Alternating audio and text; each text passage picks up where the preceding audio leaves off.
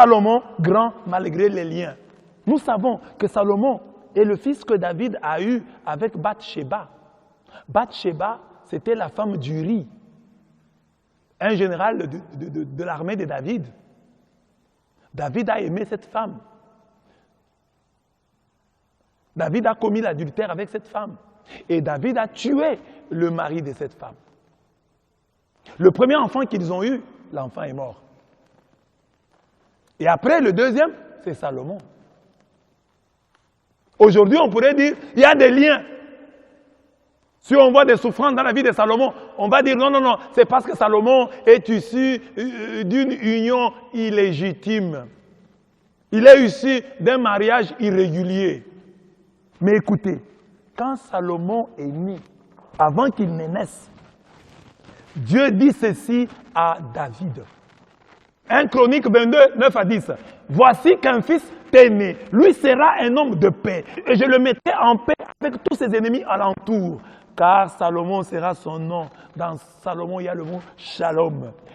Et c'est en ces jours que je donnerai à Israël paix et tranquillité. Il bâtira une maison à mon nom. Il sera pour moi un fils et je serai pour lui un père. J'affermirai le trône de sa royauté sur Israël pour toujours. Donc là, les promesses qui sont faites sont positives. Pourtant, Salomon vient d'une union illégitime. David a pris la femme d'autrui. Comment Dieu va-t-il aller susciter le roi? Parce que David avait d'autres femmes. Comment Dieu va prendre le roi seulement dans la lignée de la femme à problème? Ça, c'est quand même étonnant. Parce qu'aujourd'hui, nous avons rendu les liens, hein, nous croyons à la fatalité des liens. Liens familiaux. Si ça ne marche pas dans ta vie, c'est parce que tu as un lien. Ton père avait fait ceci, ta mère avait fait cela. Mais le papa de Salomon avait fait quoi? Il a pris la femme d'autrui. Il a tué le mari d'autrui.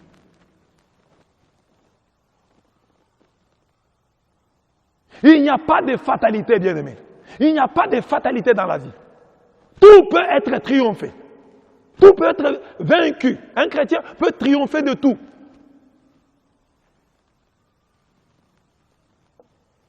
Et ce n'est pas fini.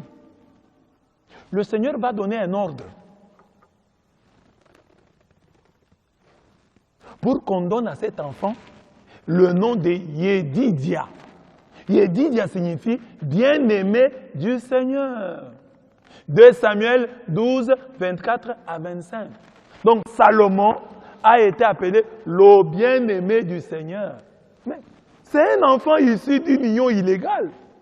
Parce que toi, depuis que tu as appris que tu étais issu d'une union illégale, que ce n'était pas régulier le mariage de tes parents, les conditions dans lesquelles tu es né ne sont pas du tout claires, tu attribues tous tes malheurs à cette histoire, à cette généalogie. Oublions que dans la généalogie de Jésus-Christ lui-même, il y a des gens à problème. Jésus est appelé le lion de la tribu de Juda. Vous savez ce que Judas a fait? Il a eu des enfants avec sa belle-fille. C'est de là que Jésus vient. Quand on dit Jésus, fils de David, mais dans la descendance, il y a Salomon. Dans la descendance, il y a Bathsheba. Jésus lui-même. N'attribue pas tous tes malheurs à ta généalogie. Oh, c'est parce que mes ancêtres, c'est pas ceci, cela. Non. Même si c'est cela, il n'y a pas de fatalité. Ça, c'est Salomon. Mais c'est ce Salomon-là, bien-aimé de Dieu. Un jour, il va à Gabaon offrir des sacrifices à Dieu. Et dans un songe, le Seigneur lui apparaît et lui dit, demande-moi ce que je dois te donner. Demande-moi ce que je dois te donner. La réponse de Salomon est très belle. Il reconnaît ses limites dues à sa jeunesse. Et il dit au Seigneur, je suis un tout jeune homme. Je ne sais pas agir en chef. Donne à ton serviteur un cœur plein de jugement pour gouverner ton peuple, pour discerner entre le bien et le mal. Car qui pourrait gouverner ton peuple qui est si grand, ton peuple qui est si important? Ce jeune homme, sa prière, sa demande doit nous interpeller tous nos chefs politiques, interpeller tous ceux qui ont une parcelle de pouvoir. Quand nous avons des parcelles de pouvoir, nous pensons que nous avons tout, que Dieu nous a choisis parce que nous avions tous les dons. Salomon ne comprend pas ça comme ça. Salomon le comprend autrement. Lui dit à Dieu, je ne suis qu'un jeune homme. Je n'ai pas d'expérience. Je ne sais pas agir en chef. Donne à ton serviteur un cœur plein de jugement pour gouverner ton peuple. Pour gouverner le peuple, il faut un cœur plein de jugement pour discerner entre le bien et le mal. Car qui pourrait gouverner ton peuple qui est si grand? Voilà l'idée première qu'on doit trouver dans nos chefs, dans tous ceux qui ont une parcelle de pouvoir, qui doivent considérer que nous sommes un peuple important, nous sommes un peuple grand. Est-ce que nos dirigeants nous respectent-ils? Considèrent-ils que nous sommes un peuple grand? Considèrent-ils que nous sommes un peuple important? Il y a beaucoup de nos gouvernants qui nous respectent jusqu'à un certain moment. Quand ils se rendent compte que le pouvoir vient de la capitale, le pouvoir vient de l'Occident, ils ne nous respectent plus. Ils respectent plutôt l'Occident qui les a mis là-bas au pouvoir. Ils respectent plutôt les dirigeants de la capitale qui les ont mis en province. Ils ne nous respectent pas. Et c'est ce que nos pays ne marchent pas, nos provinces ne fonctionnent pas bien. Parce que la source de leur pouvoir, ce n'est pas nous, ce n'est pas le peuple. Nous ne sommes pas importants à leurs yeux, nous n'avons pas du prix à leurs yeux. Ils savent que mon pouvoir ici, je l'ai eu de là. Ce ne sont pas les élections qui ont fait de moi ce que je suis aujourd'hui. C'est par la volonté des Occidentaux, c'est par la volonté de ceux qui sont à la capitale, du gouvernement central, que je suis là. Vous allez me faire quoi? Vous les gens, vous les provinciaux. Vous allez me faire quoi? Vous les nationaux. Moi, j'ai la communauté internationale qui me soutient. Mais vous voyez, Salomon, il dit, ça c'est un peuple très grand, un peuple très important. On ne va pas les diriger vaille que vaille. Il faut la sagesse d'en haut pour diriger ce peuple. Et cette prière de Dieu, de Salomon, va plaire à Dieu. Dieu va dire, non, belle prière. Touché par cette prière profonde de Salomon, Dieu va lui dire ceci. Parce que tu as demandé cela, parce que tu as demandé la sagesse, que tu n'as pas demandé pour toi des longs jours, ni la richesse, ni la vie de tes ennemis, mais que tu as demandé pour toi le discernement du jugement. Voici que je fais ce que tu as dit.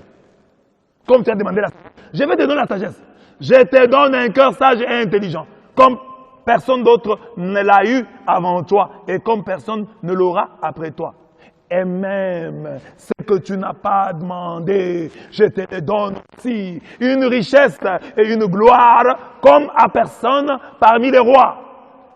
Et si tu suis mes voies, gardant mes lois et mes commandements, comme a fait ton père David, je t'accorderai une longue vie. 2 Rois 3, 4 à 15. Dieu dit à Salomon, comme tu as fait une belle prière, en tout cas cette prière m'a touché. Voilà ce que je vais te donner. Tu as demandé la sagesse, je te donne la sagesse. Mais je vais t'ajouter autre chose. C'est que toi tu n'as pas demandé. Je pensais que tu allais me demander la richesse. Je pensais que tu allais me donner la victoire sur tes ennemis.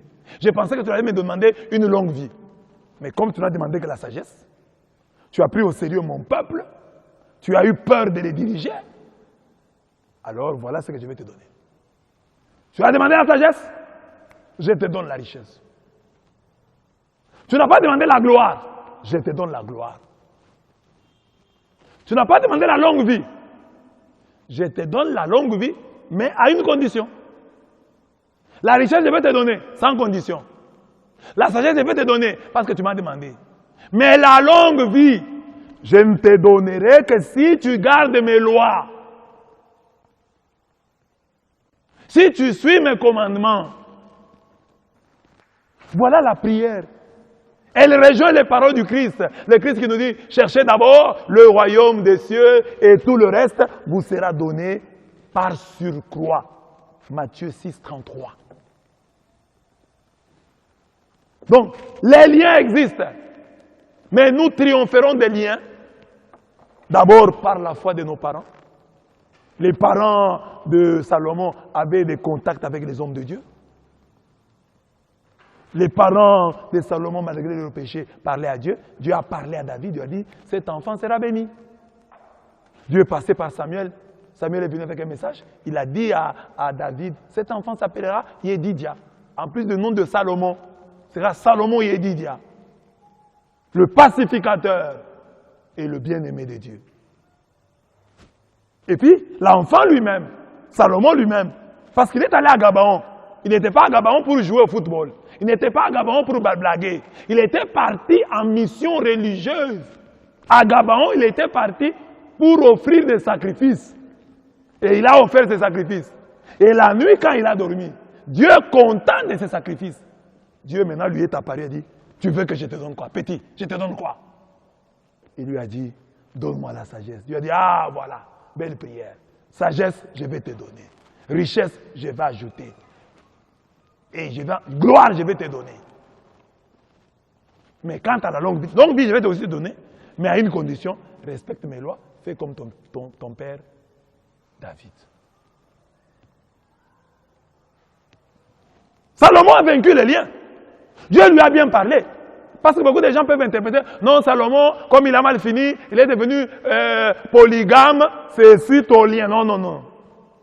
Jusqu'ici, Dieu ne lui parle qu'en bien. Tout était en son pouvoir. S'il avait suivi les lois de Dieu, Salomon vivrait longtemps. S'il avait vécu comme son père David, Salomon éviterait cette polygamie qui l'a finalement conduit à la mort, qui a provoqué sa chute. Donc Salomon, malgré les liens, il est grand. Malgré les liens, il est grand. Les liens de famille, les liens familiaux ne sont pas une fatalité. Ils sont là pour être vaincus.